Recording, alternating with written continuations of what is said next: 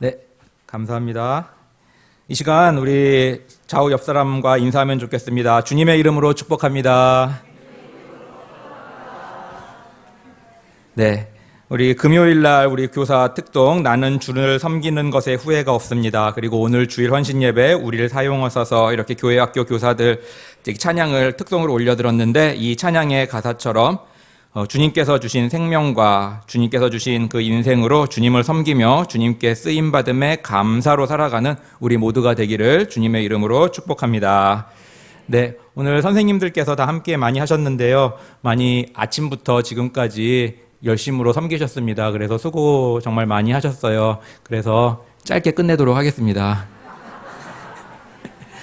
네. 오늘 말씀의 제목은 가르쳐 지키게 하라입니다. 가르쳐 지키게 하라. 이 말씀은 예수님께서 승천하실 때에 제자들에게도 하신 말씀이죠. 그래서 마태복음 28장 20절에 보면은 내가 너희에게 분부한 모든 것을 가르쳐 지키게 하라라고 말씀하셨습니다. 그래서 이 가르쳐 지키게 하는 그 대상이 누구냐면은 모든 민족들입니다. 그래서 이 모든 민족들에는 모든 사람이 포함되는 거예요. 남녀, 노소, 부별 없이 모든 사람을 포함합니다. 그리고 오늘 우리가 읽은 이 시편 78편의 본문에서도 이 이스라엘 백성들에게 말하여 이르기를 가르쳐 지키게 하라라고 우리에게 또 그 이스라엘 백성들에게 말씀하고 있습니다.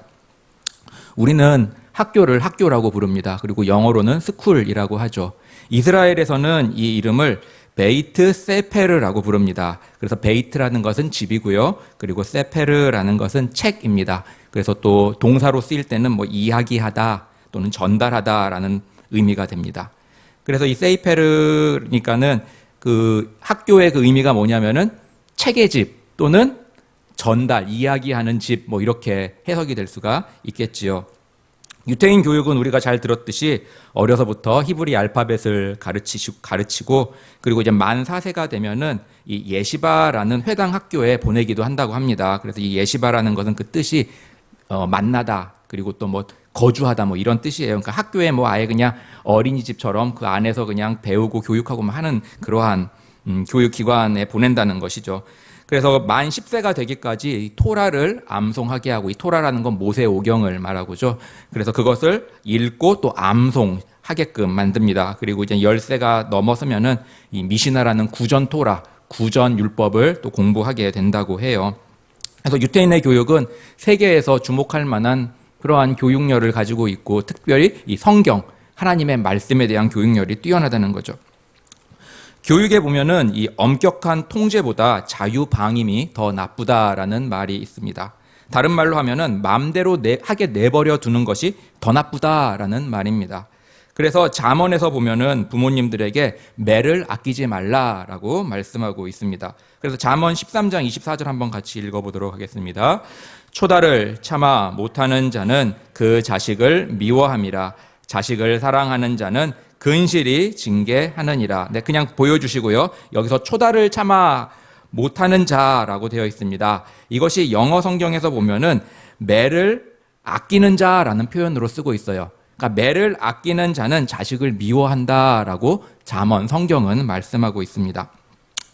모르겠어요. 여기에서의 영향인지 모르겠지만 미국 속담에도 이런 비슷한 속담이 있습니다. Spare the rod, spoil the child. 그러니까 spare the rod는 막대기예요. 그러니까 매입니다. 그래서 매를 아끼면 spoil, 망친다는 거예요. the child, 아이를 망친다라는 미국 속담이 있습니다. 그러니 이 매에 대한 속담은 비단 우리나라뿐만 아니라 또 성경에 그리고 서양에도 같이 공유하고 있다고 우리가 볼 수 있겠어요. 그래서 여기 잠언 13장 24절에서 자식을 사랑하는 자는 근실이 징계한다라고 말하고 있습니다. 이 70인역, 이 헬라어 성경에 보면은 여기서 자식을 사랑한다 이 사랑은 아가페 사랑입니다. 그러니 부모의 사랑을 말하고 있겠죠. 그러니까 부모가 자식을 사랑하는 그 사랑을 가지고 있는 사람은 자식을 근실이 징계한다라고 말합니다. 그러니까 매를 댄다라고 말하고 있는 거예요. 그래서 이 징계한다라는 이것은 이제 매를 댄다라는 것인데 이것이 어디에도 이제 신약에 쓰이냐면은 누가복음 23장에 보면 빌라도가 사람들 앞에서 여기 있는 이 예수를 어떻게 해주길 원하냐? 내가 보기엔 이 사람 죄 없어. 그러니 매를 때려서 놓아주겠다라고 할 때 그 매이기도 합니다. 같은 단어가 쓰이고 있다는 거에서 우리가 주목할 수 있겠어요. 근데 예수님께서 맞은 채찍은 우리가 알다시피 단순히 맴매가 아니었죠. 엄청난 고난의 채찍이었음을 우리가 볼 수 있습니다. 유사한 말씀에는 잠언 22장 15절 말씀인데요. 이건 제가 읽어드릴게요. 아이의 마음에는 미련한 것이 얽혔으나 징계하는 채찍이 이를 멀리 쫓아내리라 라고 말하고 있습니다. 그래서 아이의 마음에는 미련한 것이 이렇게 얽혀 있다라는 겁니다. 얽혀 있다라는 거예요. 그래서 이 얽힌 미련을 뽑기 위해서는 채찍을 사용해야 한다. 매를 사용해야 된다라고 말하고 있습니다. 그래서 여기서 이제 아이라고 되어 있잖아요. 그래서 우리는 그럼 아이들만 때려야겠지라고 생각을 할 텐데 이 아이라는 나르라는 이 명사는 해석이 소년, 젊은이라는 해석으로 될 수 있어요. 그래서 예를 들어 가장 대표적인 잘 보여주는 예가 창세기 37장 2절에 나옵니다. 거기 보면은 이렇게 나와 있어요. 요셉이 17세의 소년으로서 17세의 소년, 여기서 나르라는 단어가 쓰입니다. 그러면 요셉이 17세면 아이입니까? 네. 그런데 여기서 아이의 마음에는 미련한 것이 얽혔으니 징계하는 채찍이 이를 멀리 쫓아낸다라고 하고 있어요. 어떻게 보면 엄마의, 아빠의, 부모의 입장에서 애들은 다 커도 어린아이죠. 그래서 중국 고사성어에 이런 말이 있습니다. 백유읍장이라는 말이 있어요. 이 뜻은 백유가 매를 맞으며 운다라는 뜻입니다. 여러분들 한번 일전에 들어보신 적이 있을 거예요. 한백유라는 이 사람은 효자인데 홀 어머니를 모시고 있습니다. 그런데 나이 많아 어머니께 종아리를 만지면서 울었다고 해요. 평상시엔 울지 않는데 그 아이가 그러니까 우는 것을 보고 어미가 왜 우느냐라고 했더니 들어보셨죠? 어머니의 힘이 예전 같지 않아서 웁니다라고 했던 것 같습니다. 이렇게 고사성어에 이 한백유라는 사람도 나오는 거 보면 이 사람도 나이 많아서 엄마한테 맞았다고 하는 거 보면은 부모는 예나 지금이나 자녀는 예나 지금이나 부모에게 있어서 어린 아이와 같은 것 같아요. 한 말썽쟁이 아들이 있었습니다. 그래서 그 말썽쟁이 아들한테 아빠가 좀 훈육을 하기 위해서 이렇게 말을 했어요. 너 링컨이란 자를 아느냐? 링컨은 네 나이 때 책도 없어서 남한테서 빌려서 그렇게 책을 읽고 주경 야독을 했다. 막 이렇게 해서 일장연설을 했죠. 그랬더니 아이가 하는 말이 뭐였죠? 아빠, 저도 링컨 아는데 링컨은 아빠 나이에 대통령 하고 있었어요. 그랬다고 해요. 이 말을 들으면서 뜨끔했잖아요. 참 이게 우리 부모님에 대한 마음의 교육에 있어서 그런 것 같아요. 자신이 본이 되지 못하면서 아이들에게 잘하라고 체근하는 것, 그것도 한편으로는 어불성설인 것 같습니다. 그런데 고사성어에도 보면 청출어람이라는 말이 있죠. 그래서 쪽빛에 나온 푸른빛이 쪽보다 더 푸르다라는 그 뜻을 가지고 있는 그 말로서 자녀가 제자가 스승보다 낫다. 또 다른 말로는 자녀가 부모님보다 낫다라는 그러한 의미를 가지고 있습니다.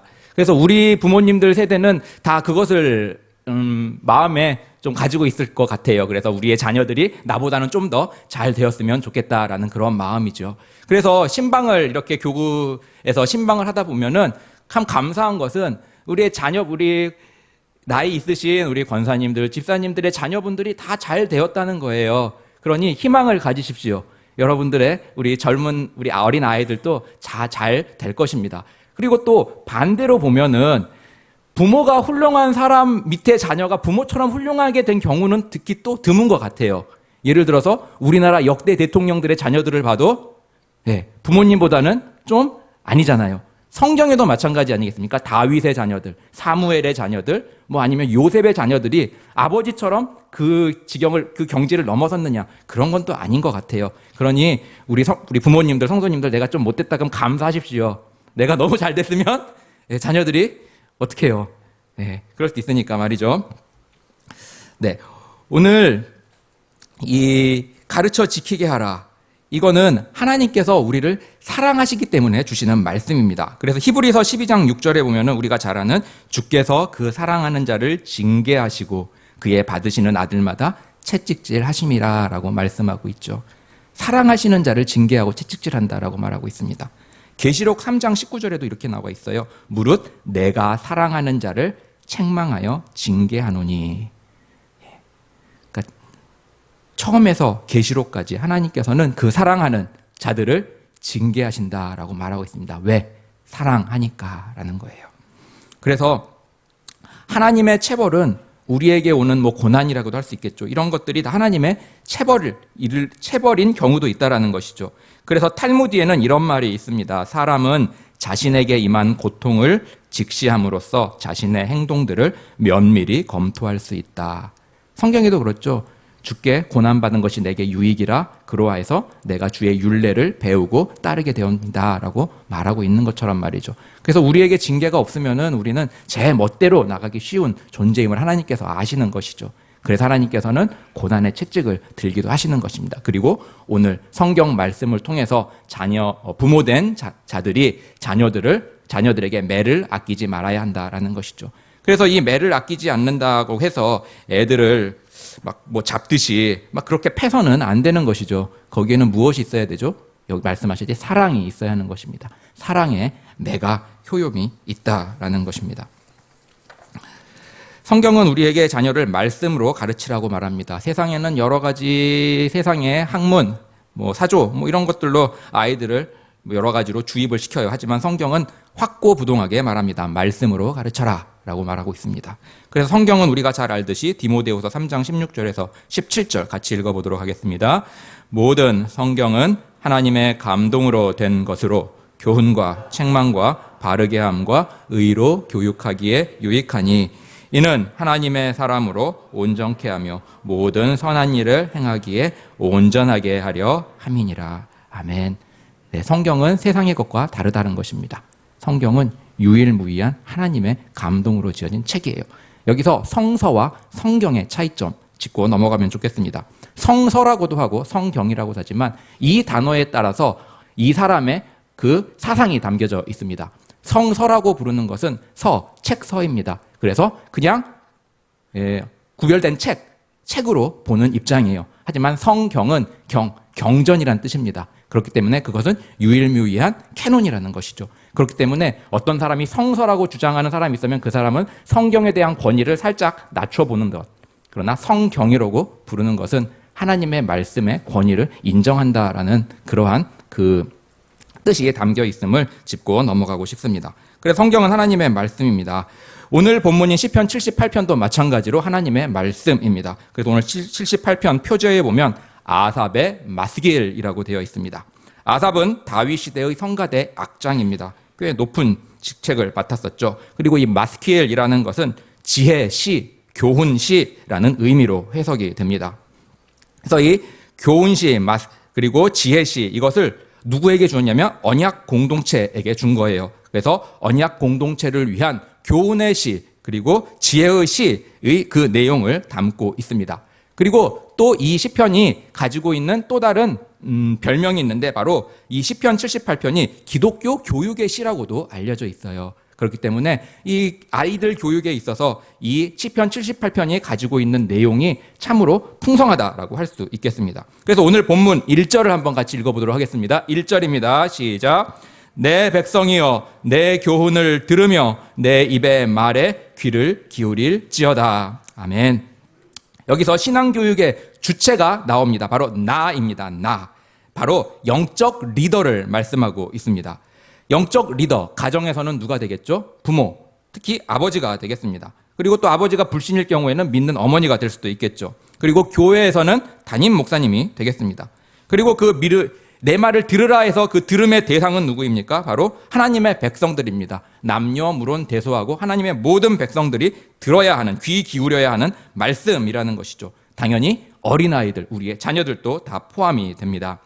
하나님의 백성들은 무슨 말이에요? 모두가 하나님의 가르침을 받아야 하는 언약 공동체라는 것입니다. 나는 나이가 많으니까는 나는 가르쳐야만 해. 이게 아니라는 것이죠. 남녀노소 물론이고 하나님의 공동체다, 백성들이다 라고 하는 것은 모든 그들이 하나님의 말씀의 가르침을 받아야 하는 언약의 자녀들임을 성경은 분명히 우리에게 말씀하고 있습니다. 여기서 내 백성이여 내 교훈을 들으라 라고 했을 때 이 교훈이 바로 토라입니다. 우리가 잘 아는 토라, 율법이지요. 그래서 이것은 좁은 의미로는 모세오경, 넓은 의미로는 구약성경, 그리고 포괄적으로는 하나님의 말씀 그 전체를 의미합니다. 그래서 이 교훈이 어디서부터 왔느냐, 토라가 어디서 왔느냐, 바로 하나님의 말씀임을 우리에게 보여주고 있습니다. 그래서 하나님의 말씀에 귀를 기울여라 라고 말하고 있습니다. 내 토라, 내 말이 아니라 내가 전하는 하나님의 말씀이니 말씀에 귀를 기울여라 라고 말하는 것입니다. 하나님의 말씀에 귀를 기울이라는 것은 내 중심에서 하나님 중심으로 바꾸라는 것입니다. 주인을 바꾸라는 그 얘기예요. 신앙 싸움은 내 중심이냐 하나님 중심이냐의 싸움입니다. 내 유익을 위해서 하나님을 이용하려는 자기중심적인 우상숭배, 그것의 마음과 하나님의 유익을 위해서 나를 드리려는 하나님 중심의 이 신앙, 그 사이의 싸움이 신앙생활을 할 수 있겠습니다. 그래서 어떤 걸 택해야 되는 거죠? 내 중심입니까? 하나님 중심입니까? 하나님 중심을 택해라라는 것입니다. 그래서 분명한 것, 역사적으로 분명했던 것은 무엇이냐면, 역사적으로 자기 중심, 자기 소견에 옳은 대로 신앙생활을 하려고 했던 모든 시도들은 결국 실패하거나 심각한 신앙의 손실을 가져왔다라는 것입니다. 우리가 너무나도 잘 아는 사사기 이야기가 그거죠. 내 중심대로 했다가는 심각한 실패, 신앙의 손실을 가져옵니다. 2절에는 이렇게 말하고 있습니다. 내가 입을 열고 비유를 베풀어 옛 비밀한 말을 발표하리니. 좀 어려움지만 쉽게 말하면 이런 것입니다. 내가 입을 열어 옛부터 내려오는 깊은 가르침을 너희에게 전하겠다라고 말하고 있는 것입니다. 한자 성어에 온고지신이라는 말이 있습니다. 온고지신, 옛 것을 익히고 그것을 미루어 새로운 것을 알고 개발한다라는 것이죠. 그렇습니다. 기초가 튼튼해야 돼요. 오늘날 우리가 누리고 있는 모든 이 시기에 이 시대의 이 부산물들, 이것들은 다 어디서부터 왔나요? 기초수와 기초 물리학에서 온 것입니다. 기초가 튼튼하지 않고서는 이 위에 토대를 쌓아 나갈 수가 없어요. 마찬가지로 이 시편 저자는 옛 깊은 가르침을 너희들에게 전할 테니 그 가르침을 받으라라고 말하고 있습니다. 뭐예요? 충실하라는 거죠. 기본에 충실하라, 말씀에 충실하라라고 말하고 있습니다. 오늘 본문 3절과 4절을 한번 같이 읽어보도록 하겠습니다. 이는 우리가 들은 바요 아는 바요 우리 열조가 우리에게 전한 바라. 우리가 이를 그 자손에게 숨기지 아니하고 여호와의 영예와 그 능력과 기이한 사적을 후대에 전하리로다. 아멘. 여기서 우리라는 대명사가 나옵니다. 이게 바로 두 번째 주체입니다. 바로 언약 공동체입니다. 즉 교육의 주체, 1절에서 나왔던 나, 영적인 리더, 가정, 그리고 여기 3절과 4절에 나온 우리, 교회 공동체, 언약 공동체가 바로 가르치는 주체가 되어야 된다라고 말하고 있습니다. 즉 기독교 교육의 주체는 가정과 교회라는 말입니다. 하나님의 말씀의 가르침은 가정과 교회가 함께해야 합니다. 교회에서 말씀으로 가르치는 것에 가정이 협력해야 하고, 또 가정이 말씀으로 가르치는 일에 교회가 협력하고 함께 가는 것이 제일 좋다라는 것이죠. 교회에서 말씀으로 가르치려고 하는데 집에서 반대하거나 또는 그거 아니야 라고 해버리면은 신앙의 자람이 있을 수 없습니다. 그래서 가정이 신앙의 가정인지 아닌지가 굉장히 중요한 거예요. 개인의 신앙, 가정의 교육이 또한 교회의 교육에 비춰봐야 하는 것입니다. 그래서 가정에서 하는 교육이 교회 교육의 방향과 또 그 가르침과 맞냐 아니냐, 그것을 또한 부모들은 항상 대조 점검해 보아야 합니다. 그래서 함께 협력하여 아이들을, 자녀들을 교육해야 한다는 것이죠. 시편 78편은 72절까지 있습니다. 이 72절까지 이어지는 본문의 이 시편의 내용은 과거의 역사를 담고 있어요. 그런데 그 내용들을 보면 이 토라, 모세오경의 내용이 중심을 이루고 있습니다. 그러면 이 78편에서 왜 이스라엘의 과거 역사를 그렇게 길게 기술하고 있었을까요? 그리고 또 그 역사를 왜 귀 기울여 들으라라고 말하고 있었던 것일까요? 바로 6절과 8절에서 그 이유를 말씀하고 있습니다. 6절에서 8절 같이 읽어보도록 하겠습니다.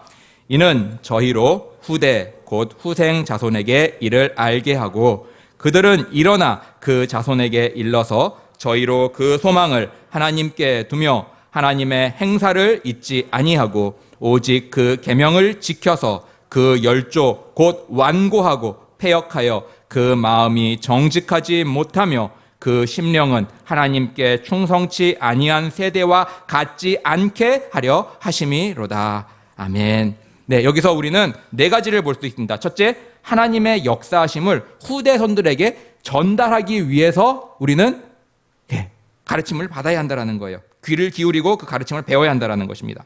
두 번째로는 저희로 우리의 후대손 그리고 또 그 당사자들도 마찬가지죠. 소망을 하나님께 두게 하기 위해서입니다.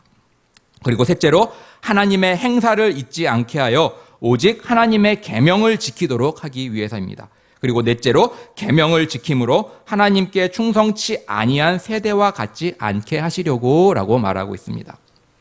그래서 우리가 하나님의 말씀을 배워야 하는 것, 또 그 말씀을 들어야 하는 이유는 바로 우리의 후대손들에게 전하고 우리의 후대손들이 그 다음 세대에게 전하고 대대로 하나님의 말씀이 전파되어지게 전달되어지게 하기 위해서이고 그리고 하나님께로만 소망을 두게 하고 그리고 또 하나님의 계명을 지키도록 하고 그래서 순종치 아니하는 그러한 잘못된 세대들의 그 전철을 밟게 하지 않기 위해서라고 말씀하고 있습니다.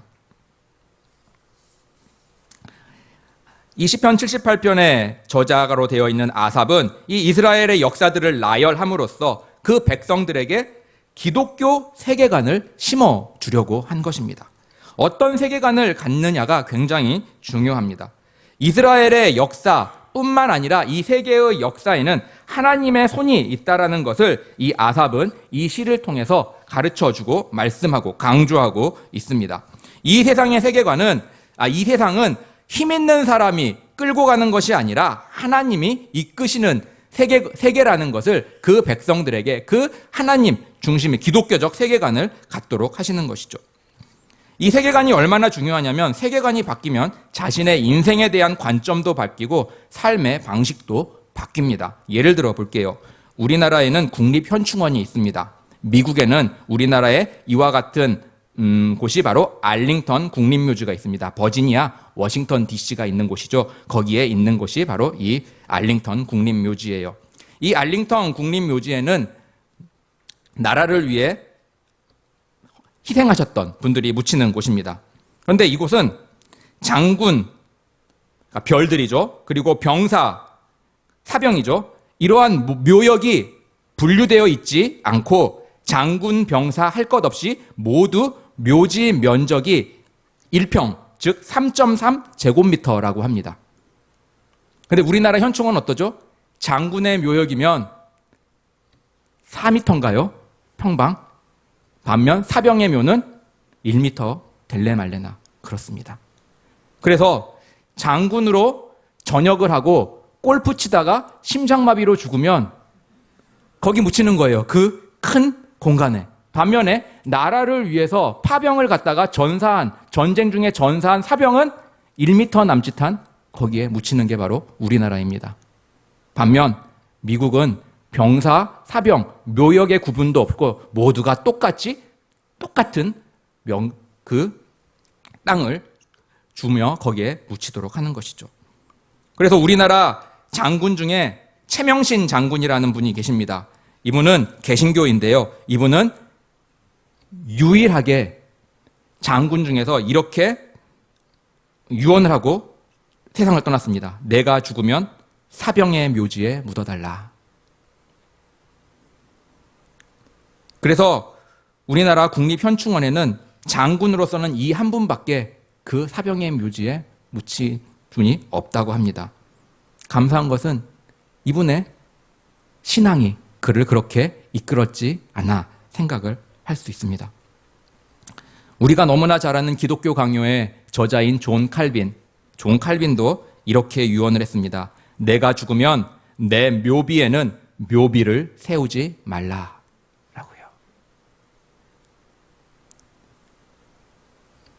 그 엄청난 기독교 그 개혁을 위해서 애썼던 그 칼빈도 그의 세계관에 따라서 기독교 세계관에 따라서 유언한 것입니다. 내가 죽으면 내 묘비에는 묘비를 세우지 말라. 그로 인해 지금도 존 칼빈의 무덤은 어디 있는지 확실치 않다고 해요.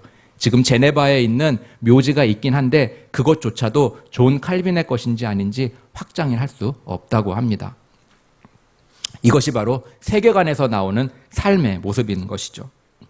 오늘 본문 6절에 보면은 이를 알게 하려고 한다라고 말하고 있습니다. 이를 알게 한다는 건 즉 하나님의 말씀을 알게 하려고 한다라는 말입니다.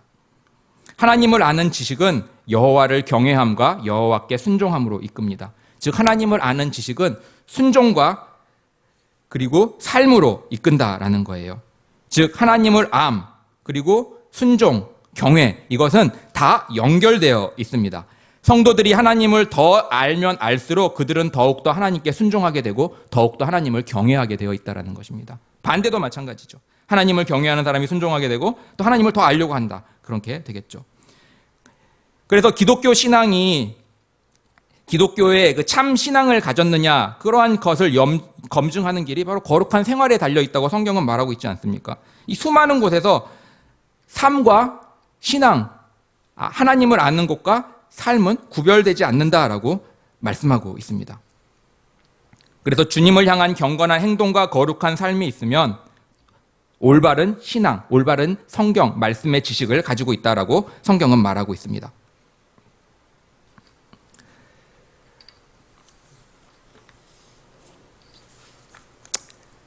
이 미국의 신학자 또 웨스트민스터 신학교의 교수였었죠. 이 메이첸이라는 박사님은 이렇게 말했습니다. 삶은 교리 위에 세워진다. 삶은 교리, 즉 하나님 말씀에 대한 지식 위에 세워진다라고 말하고 있습니다. 하나님에 대한 올바른 지식 위에 삶이 세워진다라고 말하고 있는 것이죠.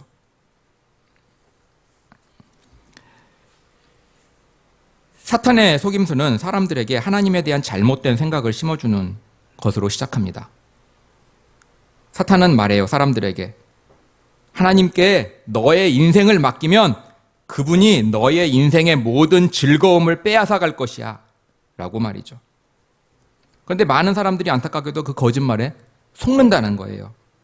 그런데 반대로 한번 생각을 해볼까요? 우리의 삶에서 만약에 여러분들의 자녀들이 아빠 또는 엄마, 아빠가 원하시는 대로 쓰시도록 나의 오늘 하루를 드릴게요 라고 자녀들이 말했을 때 어떤 아빠가 그래? 잘됐다. 바로 내가 그것을 기다렸던 거야. 너 오늘 하루 종일 옷장 안에 갇혀 있어라. 이렇게 말하는 아빠가 계실까요? 엄마가 계실까요? 없다라는 거예요. 우리 하나님께도 마찬가지입니다. 하나님, 내 삶을 다 드릴게요 라고 하는데 하나님께서 잘됐네? 그래, 너 그냥 고생해봐라. 이게 아니라는 것이죠.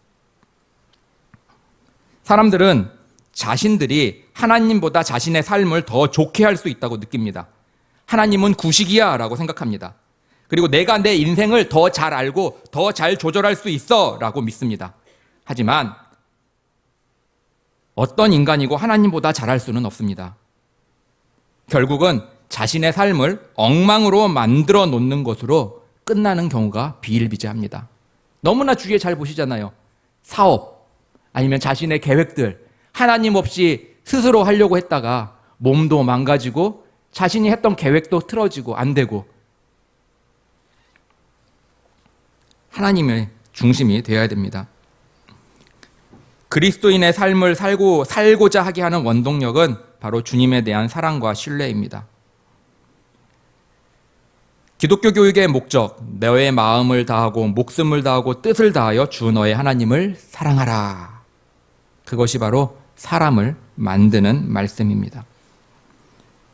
말씀의 반석에 단단히 뿌리를 내릴 때 목숨을 다하고 뜻을 다하고 힘을 다하여 주님을 사랑하는 것이 가능하게 됩니다.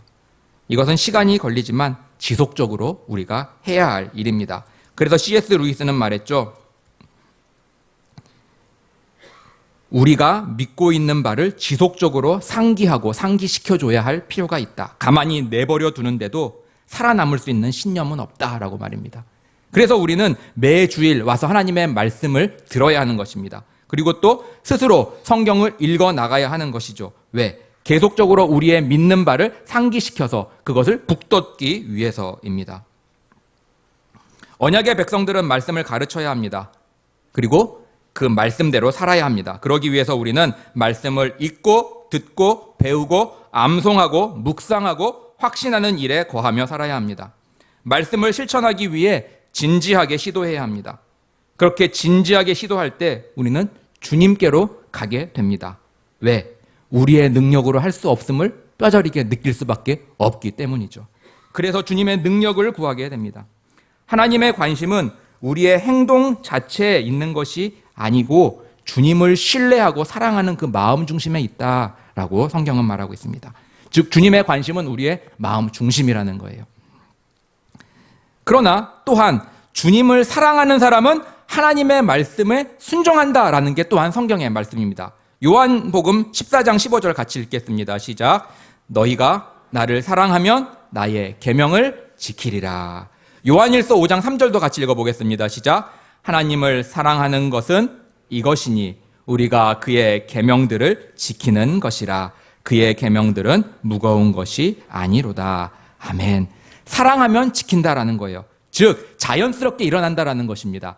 마치 사랑의 표현으로, 감격으로, 감동으로 자연스럽게 일어나는 것이 사랑의 순종이라는 것이죠.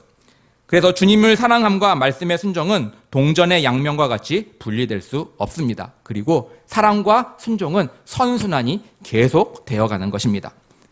결론입니다. 언약 공동체인 우리가 그러한 삶을 살아야 합니다. 우리는 가르침을 받아야 하는 자들이고요. 또한 가르침대로 살아야 하는 자들이고요. 또한 그것을 가르치는 자들입니다. 그렇게 부르심을 받았습니다. 이 모든 것들로 하여금 우리 주님을 마음을 다하고 목숨을 다하고 뜻을 다하여 사랑하도록 하기 위함입니다. 주님을 사랑함으로써 주님을 기뻐하시는 삶을 살아가는 우리 모두가 되기를 주님의 이름으로 축원합니다. 아멘.